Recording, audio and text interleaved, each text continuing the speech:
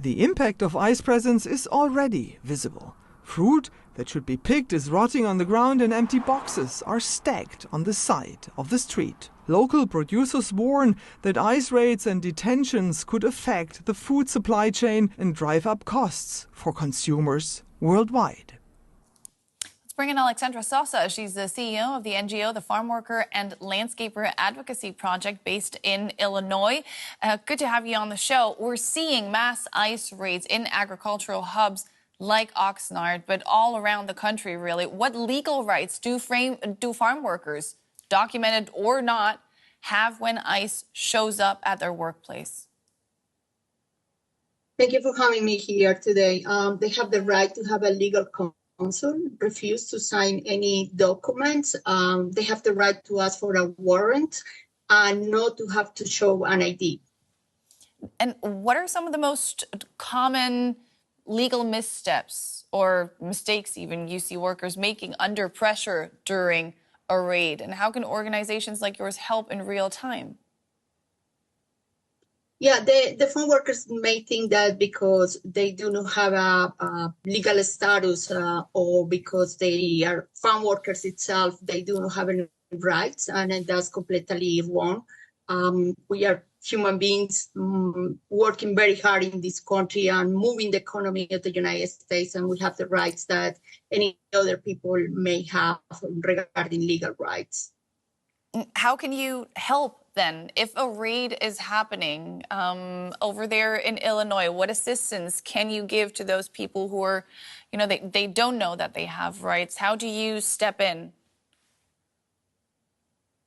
So we provide immigration services and connecting them with the attorneys who can help validate their rights. We belong to coalitions like Illinois Access to Justice is a coalition of more than 50 organizations providing those immigration services because they are the essential workers who are moving the economy of the United States, and they do have rights.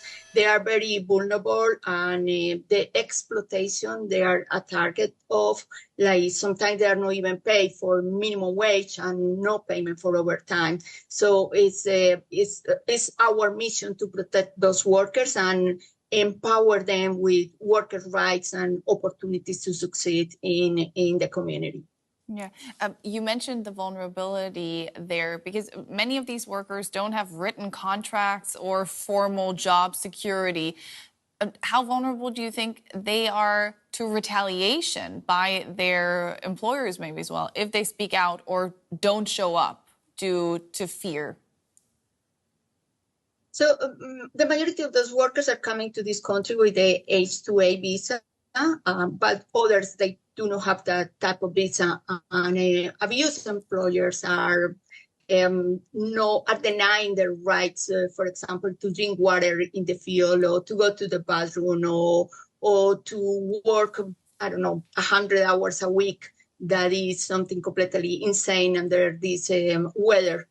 So there are abusive employers who do not validate their works. Mm-hmm. Now, some critics argue that protecting undocumented farm workers is tantamount to rewarding illegal behavior. How do you respond to that, especially given the realities of food production in the United States?